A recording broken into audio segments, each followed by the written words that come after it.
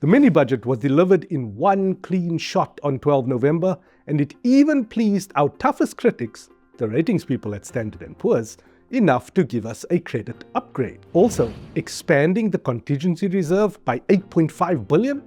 Actually kind of a genius move. Let me explain. I'm Lindsey Schutters, business journalist at Daily Maverick, and I think Barbara Creasy is the Ergier Snyman of the GNU.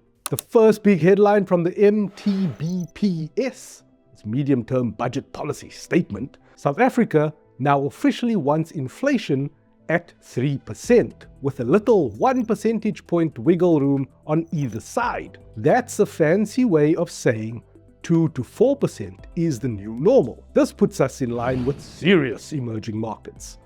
And here's why it matters.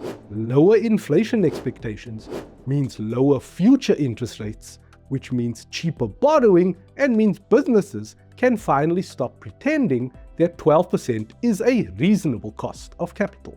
And the markets, they loved it. The rand hit its best level of 2025 literally while Enoch Godongwana, our finance minister, was still saying, Madam Speaker. The next big story beat, debt stabilization. For the first time since 2008, our debt stops climbing as a percentage of GDP. Government says it will peak at 77.9% next year. And we've got a primary surplus. That basically means that the fiscus is spending less than it earns before accounting for interest, to the tune of 68.5 billion rand this year. Does this mean we're rich? No, but it does mean we've stopped sprinting towards the fiscal cliff. Now let's talk about my favorite part, and I'm genuinely excited about this. The part that got economist WhatsApp groups finally seeing Godongwana for the person that I see when I look at our Minister of Finance, Grant Williams. The contingency reserve, that's the emergency stash we have for unforeseeable risks, gets bumped up to 13.5 billion rand, an extra 8.5 billion. Why? 2 words, Transnet recovery.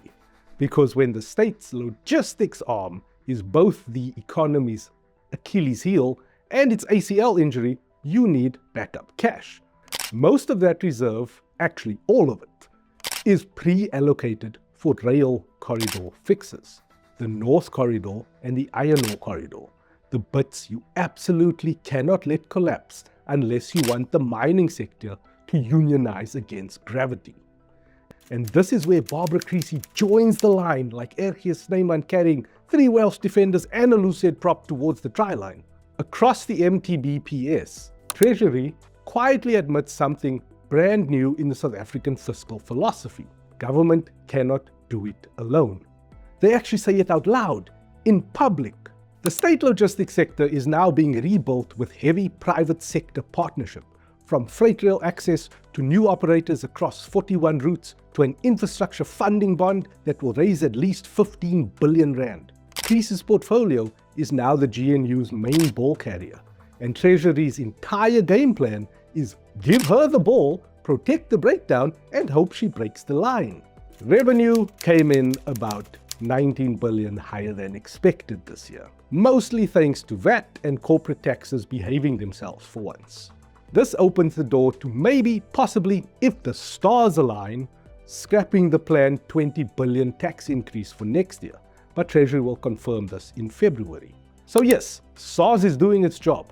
Growth is forecast at 1.2% next year, which is better than last year, but still not the kind of number that lets you host the party.